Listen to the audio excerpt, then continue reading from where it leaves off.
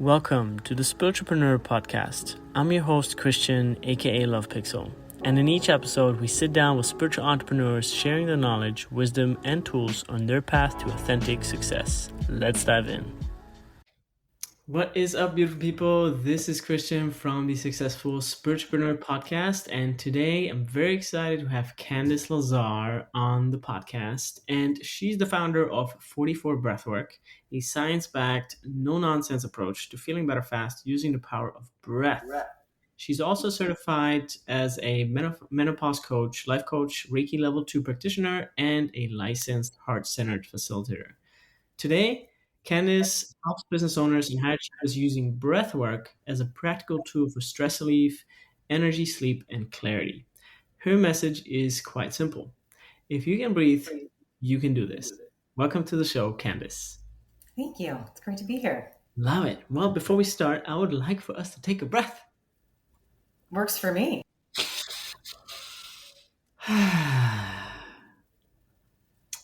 Just so simple. It works every time. Every time. So how The did only you... thing you're all doing no matter what. Yeah. How did you discover breathwork? The short answer is I was sick in bed. I went on vacation. I flew halfway around the world on this trip, and as soon as I landed, I got sick. And I spent half that trip in bed trying to do a lot of meditations to help myself feel better. I had medicine as well, which I took, but it takes time to kick in. So I'm just laying there and I'm like, God, what can I do? And I was trying a lot of different meditations, and I wasn't really doing it for me, except for this one meditation that had a breathwork component. I just kept coming back to this one meditation with the breathwork aspect, and I really liked that. And I thought, well, why do I like this so much? I like researching, I like learning things. So once I started feeling better, and when I got home from that trip, I decided to start researching the breath a little bit. And I was just amazed at how impactful how you breathe can be in your life. And I thought, I need to start telling people about this. More people need to know. So that's how I ended up doing that. I love that. That's amazing. Yeah, I think breathwork is one of the most powerful techniques, modalities that's out there. And I think, especially for people who've never done it, it's just so effective because you feel it so immediately. It's not like meditation where you're just I've tried 20 minutes or tried 30 minutes, but it's like nothing, With breathwork, it's like you're not gonna not feel something, So that's beautiful. That's exactly right. That's really my whole that's my platform right there. You just said it for me. So thank you. And there is a lot of that, with breath work, you can do some of these longer term, you can go really deep. You can get deeply into your subconscious. It can be a lengthy, there's breath work that you can do for hours. But what I really teach my clients a lot of the time is, let me give you a Band-Aid, right? Instead of having this massive healing experience all the time, here's a little breathwork Band-Aid. Take this Band-Aid when you're sitting in traffic and you're feeling stressed out. Take this Band-Aid after lunch when you're feeling a little sluggish and tired and you want some more energy. I'm using small hits of breathwork in different ways just in your everyday life. And you do start to notice that it makes a big difference. Don't get me more is more, but little bits are a lot. Yeah. And it really, I think, can help change your overall baseline. Yeah, I really love that. And, nowadays, these big breakthrough things are so popular, like ayahuasca and plant medicine and things like that. And while these are all wonderful modalities, a lot of times people are not ready for that upgrade. You know what I mean? It's it really is a deep, very, very, very deep work in your life or in your being. And sometimes people are not ready for that, right? And so they can't handle that energy, or they make stupid decisions afterwards in a way that kind of it's very interesting. So yeah, I think breathwork is a great modality because, again, it's just a little bit. It's just like the breath. It's very just little by little. Right. That's wonderful. And tell me a little bit more about the number 44. What's the significance there? Because obviously 44 Breathwork, that's your brand name. Yes. So, a lot of breath work coaches, businesses, etc., they have a very evocative feel to the name of them. And when I was exploring getting certified, a lot of them have very specific feel to the words. There are companies like Pause or Revelation or Soma, and these words to me all have certain vibes. When you hear those words with the word breathwork afterwards, you're going to have a very specific sense of what they are offering. When I started my business, I did not necessarily know that I wanted to, again, I wanted something that was going to be a little bit more flexible, a little bit more every day. So I didn't know that I wanted a word that was going to have such a specific meaning attached to it. So I chose 44, and in my mind, I was picturing, in a way, how they say like Orange Theory, right? People know what Orange Theory is, even though orange doesn't really have anything to do with it. It's like 44 is the thing that, eventually you could get it to be its own thing enough that people would recognize. I chose 44 for a few different reasons. I started my business when I was 44 years old, and I want people to know that it's okay to start a business later in life. And I love box breathing. I don't know if you're familiar with it. I do know. I'm sure you're familiar with box breathing, but in case someone is not, box breathing is 4 counts of 4. So what you do there is you inhale for 4 counts, you hold for 4 counts, you exhale for 4 counts, and you hold for 4 counts. And I really love that technique. I wouldn't say it's my absolute favorite, but I really love that technique and that fit as well. So I decided to go with 44 breathwork so that it seemed like those few things just dovetailed nicely, and especially, again, not having a specific meaning attached to it, that people can bring their own. I should say that they, not that they can bring their own, that they're not really going to necessarily bring their own preconceived notions to it based on. Yeah. Beautiful. And do you know, I'm not sure if you're into that kind of stuff, but do you know what the angel number meaning is of 44? Have you ever looked that up? Yeah, angel not. Yeah, and I mentioned that on my website as well, actually, too. That's right. And this is the Spiritualpreneur Cast, so definitely you guys are into angel numbers. So it's interesting because I've seen some interpretations that say 44 is transformation, and then I've seen other interpretations that say no, it's a biblical number and it means stability. And in some ways, those are somewhat oppositional. However, I think the breath can be a source of both. I think your breath can be a major source of transformation. And I think that when you want stability, that you can always come back to your breath. So it fits really well both ways there as well. Yeah, I love that. Especially, I think, in relation to the breath, the breath can be so powerful if we let it be. But usually we just don't, because it's run by our subconscious mind, which we never utilize the breath for really what it could be every minute or hour, so it's very interesting. So breath to us is it's a very, stable, always the same kind of thing, right? But it can be super powerful. Like I've done breathwork sessions that were, 40 minutes, and I was like, on the floor, moving my limbs, it's like most people don't get there. But breath is so powerful. So I think it's a perfect number. I love it. And I love that you started your business a little later in life. Tell us, because I think there's a lot of change coming down the pipeline with AI and things like that. Like, what advice? Like, I think a lot of people now are even looking for how can I set myself up, or knowing that their job in, I don't know, 5 years won't be around anymore. Like, what advice do you have for people? Like, I don't know, like in that situation. Let's say they've been employed for, let's say, 20 years, and they're looking to start something. Like, where do they start? Gosh, well, if you are starting absolutely from scratch, then I would say it's easiest to start with the skills you already have. So think about, what can you do with skills you already have? What would make sense based on what you've already been doing? Start there, right? And then you can start shifting over. But it just, in terms of lowest friction, right? Start with what you know. So if you wanted to do something on your own, then I would say it's like sit down and think about, okay, this is my profession. What do people want to know about my profession? Start thinking about questions people have. Start doing some research, right? Try to get into the minds of the people that you'd be working with. But it's tough too. There's a balancing act. You need to do some research and you need to get started. You can't wait too long. You've got to get moving. So especially with, you mentioned AI, use AI, make use of AI. It is a tool that's out there for you. It is something that you can choose to feel threatened by, but it is also something that you can choose to let you be helpful in whatever you want to do. So if you want to start a new business, then I would absolutely start consulting with AI and telling it, my background, my story, and what I want. Help me out. Let's get started. Jam with me, AI. Get me going here. That's probably how I would start, brand new from scratch if I had no idea what I was doing.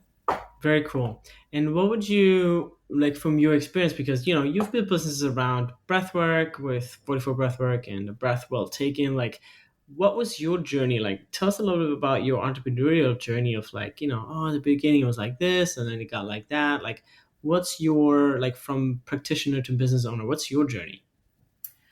So I'm a lawyer. I was working as a lawyer, and I once found a banner ad about learning to write, learning copywriting. And well, even before I was a lawyer, I should say, a long time ago, I worked in marketing, in advertising production and post-production. So I would have advertising agencies would come to the business that I worked at, and we would work with them to create video, to do their graphics, their social media, all that stuff. At the time, it was a lot more TV commercials. Now it would be a lot more, social campaigns and whatnot that they do. But so I worked in that field. I really enjoyed it. I moved and I went to law school when I moved for a few reasons. I overall saw it kind of as a good business degree. I saw it as a way to meet people. A lot of people in my family became lawyers and went to law school later in life. So I thought, what, this is going to be useful for you. Go do this. Then when I was in law school, I thought, you're learning to practice law. You should do that. What you're working with here, go see it if you like it, since you're learning this. So I went to practice law for a bit, and I really, it wasn't my favorite thing. So I was already looking for other opportunities, and I had seen this banner ad about learning copywriting. And having enjoyed that marketing job, I did all of our internal marketing at that company. So I thought, I like this. This is a great fit. I didn't know I could be a copywriter without having an advertising degree. So, wow, I'm going to go learn this. So I immediately, I had been trying to think about, and I just said a minute ago, right? Like if you're starting from scratch, work with something that you already know. I was looking at doing kind of a legal adjacent based business, kind of a licensing type of a thing. And I was starting to explore that. Then I discovered copywriting and I thought, I really love that. Go do this. This is what you're going to do instead. So I got further and further into copywriting.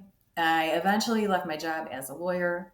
And I eventually joined someone's team as a copywriter, kind of as a permalancer. So I was very much embedded in his team, but I still had a lot of freedom and a lot of flexibility outside of there, which was really great. So writing more copy for different types of clients, but I really was with this one client very much. I really liked his stuff. He helped entrepreneurs launch their products into the world. So I really believe in his cause and believed in him. And I was on his team for 5 years. I went from writing copy to running that team. And then I went on that vacation where I got very sick, and I had already been a little bit stressed heading into that trip, but that trip was a little bit of an epiphany for me. And I thought, okay, you're definitely stressed. You need to think about making some changes. And then I started exploring breath work, and I realized, oh my gosh, you've been here for 5 years. 5 years is a long time to be in one place. And maybe it's time to try something new. So I left that company, and I knew I was going to be starting my breathwork certification, but I had a little bit of time before then. So I also started doing a marketing business before then. So I also work with clients to help them launch. I do kind of launch planning VIP days. So where I get together with people for just a day and help them make sure they've got everything ready for their launch. They've got their offer mapped out. They know there's no questions left, right? They have all the moving parts. They know overall what the messaging arc is going to be, what each email is going to say, what the page is going to look like, all that stuff. So I had started doing that with them. because I had time before my breathwork training. Then I had my breathwork training, and now it's kind of all just one big. I do much more breathwork now than I do the marketing, because that's kind of, it seems like it's hard to give equal attention to two things, right? One is going to always overtake the other, and breathwork has kind of overtaken the other. But that's how I got here. Somewhat convoluted, for sure. So. Yeah. Well, that's beautiful. I think, a lot of people these days are, all humans are just so multifaceted, whether we know it or not, right? And once we find out that we are, we're just like, well, I don't only want to do one thing, right? Because it's fun to do both. It's just maybe you do this 70% of your time and the other thing 30% of your time, right? So sounds like that's what you found throughout life. And, currently, like, what do you think with all, your experience and the different kind of like tapestries of industries that you've seen, like, what do you think the world needs now? Whether that is in a business sense or in a personal, like, society sense, what do you think the world needs more of? Empathy. I mean, that's the number one thing, I think.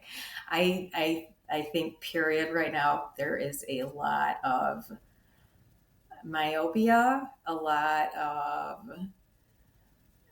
selfishness. It's very pervasive.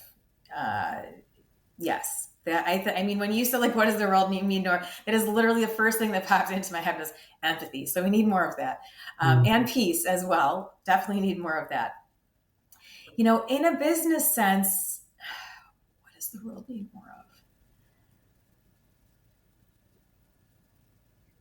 It's tough. I guess I would say the world needs more. If you think about something like the music industry, it's become so fragmented over time, right? Things we used to see in the music industry, the popularity level of an artist at the time, like Michael Jackson or like Nirvana. Aside from very few artists right now, you don't see artists at that level anymore. You don't see very many, like a Taylor Swift level person, because audiences are so fragmented, right? There are so many platforms and so many different ways for you to share your thing and places for you to put it out and to find your people, that we don't need these mass things. We don't need huge companies and huge conglomerates. So I would say that the world needs more individuality and creativity. But I mean that at a true level, like creativity. You see people come out. There are trends, and a lot of the time, I'm trying to think of a good example. So one trend in business right now is teaching people to create their own bot army, right? And I shouldn't say army, like bot team, right? Create your own bot team. You can get rid of your real human team, and you can just have a bot for this and a bot for that, a bot for the other thing, and it runs your whole business. And so that's a big trend right now. And you see a lot of different people doing that. And that's fine. It's very cool. But make sure that you're putting your own spin on it. Like, make sure that if you're going to do that, it really is your own version of it, and that you're offering something different and cool about it. Whether it's a bonus that's different, whether it's your framework that's different, whether it's something. So, the world there's absolutely room for more of that, but make sure that you're really bringing your own uniqueness to it. That's what the business world needs. Yeah. Yeah, I love that. I was going to say, in the business world, like, the answer that came to me was the world needs more of you, So it's funny that you say that you said that as well, because I think when you bring more of you into the business, right, that automatically means more authenticity, more passion, more of your interest. What do you really want to launch? Like, what product do you want to sell? A sleeping pillow, or do you want to sell, I don't know, herbal tea because you really love herbal tea, So there's so many things that you can do. And I think if you are about to start a business, or if you're thinking about to start a business, then start one that is about you in one way or another. Not completely, but in a tangent way, right? So, yeah. And it's just easier to not resist that. I spent several years, the first few years. I started copywriting about a decade ago, and I really tried to like hide the fact that I was a lawyer. I did not talk about it. I did not sign things with, Esquire afterwards, any of that. It really made things a lot harder for myself than I needed to. And I just want to tell people now, like, no, you don't have to stay in what you're doing if you're not happy with it, but start with what it's just easier that way, and it's going to be a lot more efficient for you to do that. Yeah. I wish I had leaned into that more. Yeah. And people, yeah, I guess, you did, obviously you did it for a reason, right? You don't want to confuse people like, oh, she's not this, but at the end of the day, I think a lot of people resonate with somebody who wears multiple hats, because a lot of people do as Yeah, well. Um, you know, totally. not only at home, but also in a professional sense. So tell us a little bit about your breathwork practice. What would you recommend for someone to do morning, evening, how long, which practice or practices that you can recommend for people to try? What are your go-tos? So I tend to really do like a lot of, like I think I mentioned earlier, kind of a morning and a midday and an after work and then an evening. And then I might do other breath work, little bits throughout the day, just kind of as I feel like it. In the morning, if you want to do something that's energizing, the key to your breath really is the length of your inhale compared to the length of your exhale. That is that's what's gonna control how you feel. So in the morning, if you want a little bit of energy, then you want a slightly longer inhale and a shorter exhale, or you want a fuller inhale, like a more energetic, bringing more air in, right? So one thing that is good for, especially if you're a beginner, I would say you don't want to get too crazy with this because you could get a little bit lightheaded, but just 20 full deep breaths. And when I say full deep breaths, a lot of people keep their breath way up here in their chest. You want to bring your breath down way into your belly.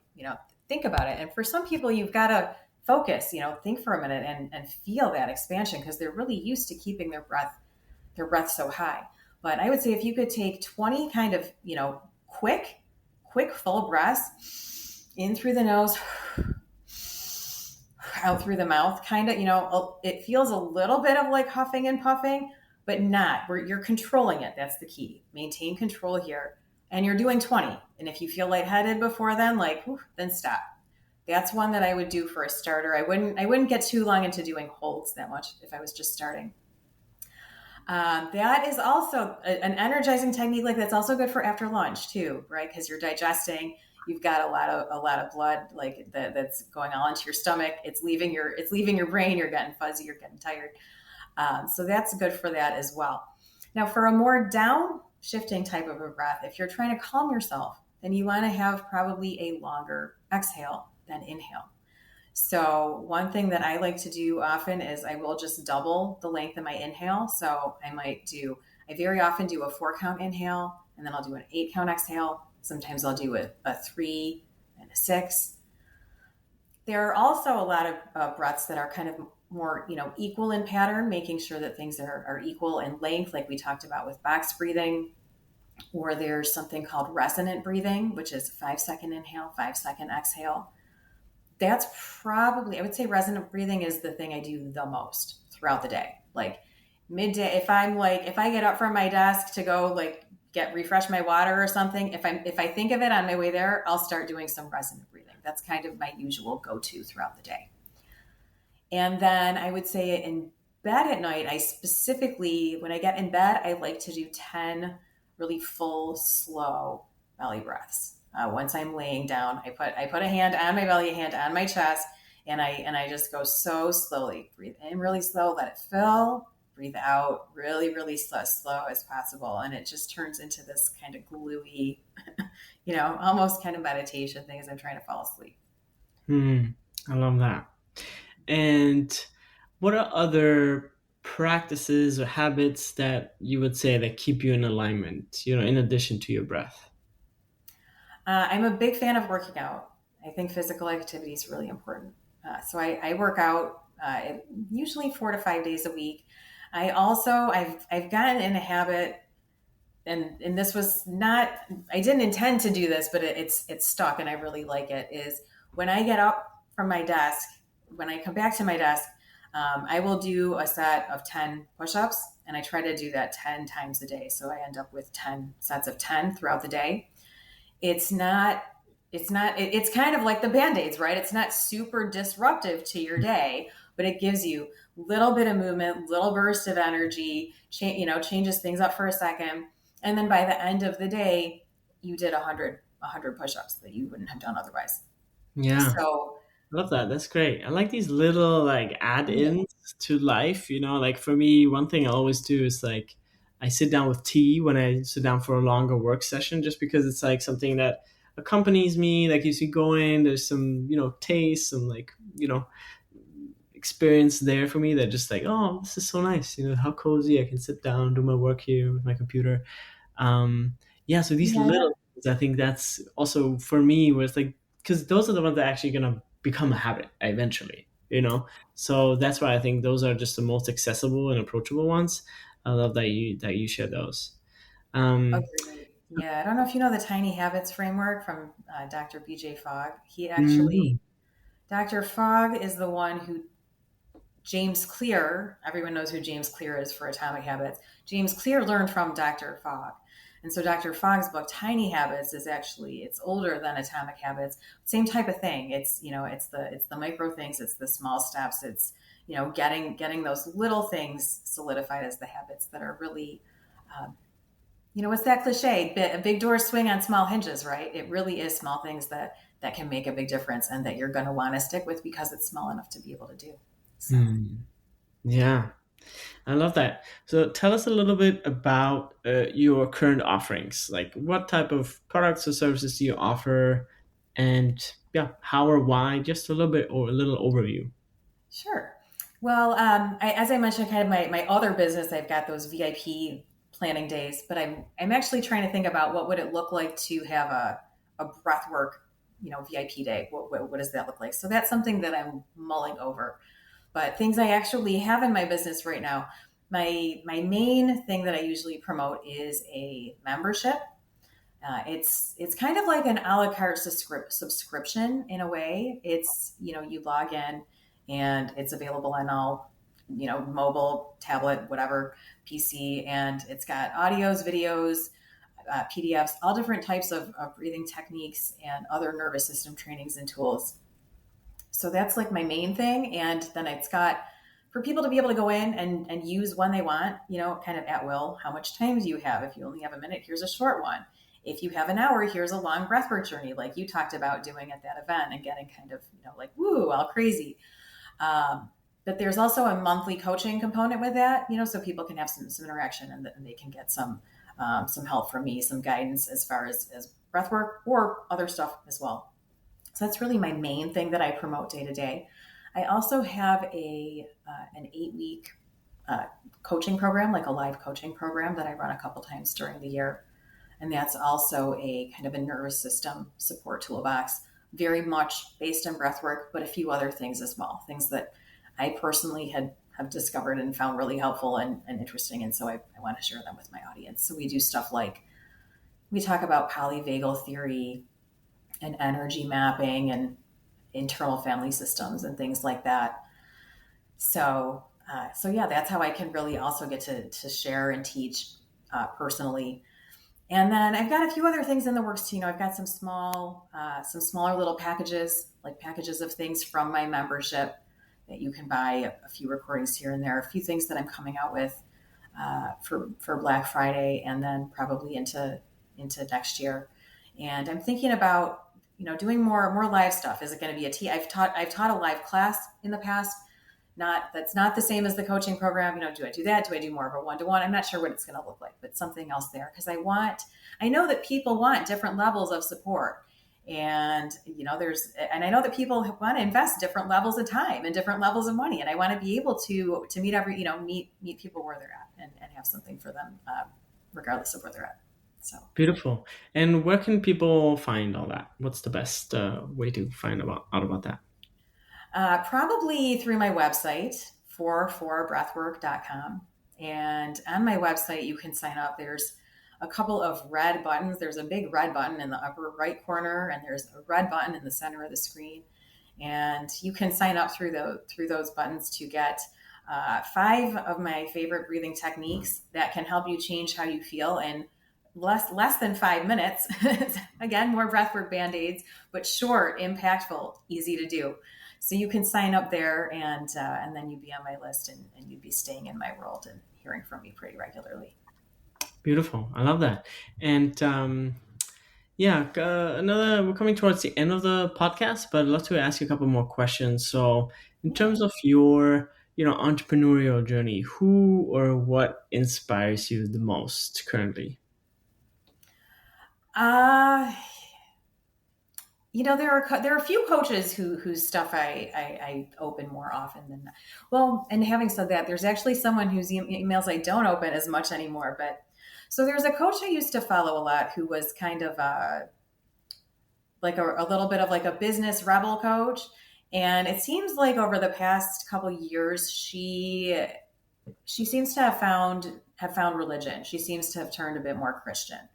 And so I do not follow her stuff anymore because it's not for me. However, having watched that shift and watching her stay true to herself and making that shift, it was neat to see. There's a couple other coaches I follow. There's one person I follow who I had only really discovered about a year ago, and I like her stuff, and I like her level of spirituality. It's definitely there in her business, but still very practical, and it feels original. But she's about to close down her business. She's like, you know what? Nothing is wrong. It just feels complete. I'm ready to move on. I want to talk about other stuff. I want to spend my money in different ways. And so it's kind of sad for those of us that follow her, but also really inspiring. So that's a good example, So I guess seeing people who have, who are making shifts and staying true to themselves while they're doing it is something I find really inspiring.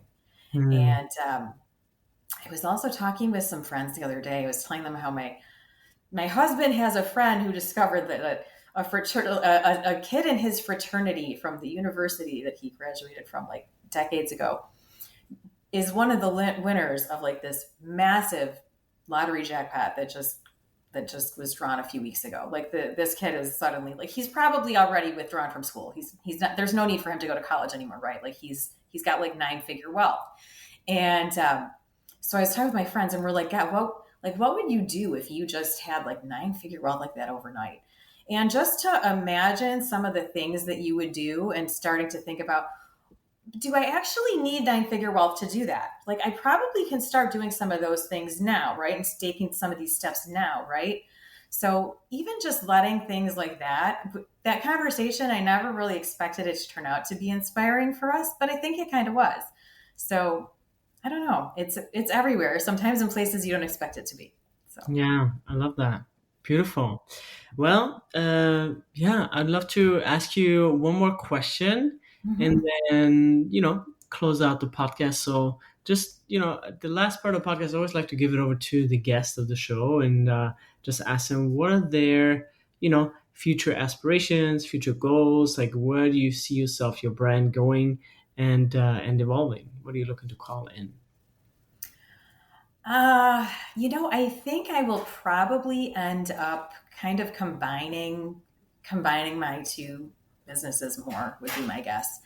I'm especially finding myself interested in thinking about breathwork for business, right? What does that look like? How do we talk about breathwork for your launch? Breathwork for other things, breathwork as far as decision making before you do something financial or a hiring decision or whatever. So I keep thinking about that, and I wouldn't be surprised to see myself do something with that breathwork for launches or breathwork for lawyers. I can imagine going that way, but I don't exactly know what it looks like. That's probably as specific as I can get right now. I mean, I have others. I have goals as far as like I would like to write a book, for example, at some point. But I would be getting this stuff figured out before I would write the book. Those are things that are later, things that are immediate. I almost view them as not goals, but it's like, yes, I'm starting that campaign soon, so it's not a goal. So yeah, I would say vision overall, is probably to combine business and breathwork. Beautiful. Well, really wish you lots of fun on that journey. It's been an honor to have you on. Thank you so much for sharing your wisdom and your heart with us on the podcast. Anything else you would like to leave the audience with? Just if there's one thing you're always doing, it's breathing. So just think about it. If you even just thinking about your breathing, paying attention to your breathing, noticing, feeling the air coming in your nose, thinking about the fact that you're letting it back out, noticing your breathing is going to start changing your life. It really can. So, I love it. Thank you so much, Candice. Really thank appreciate you. you on. I'm really glad to be here.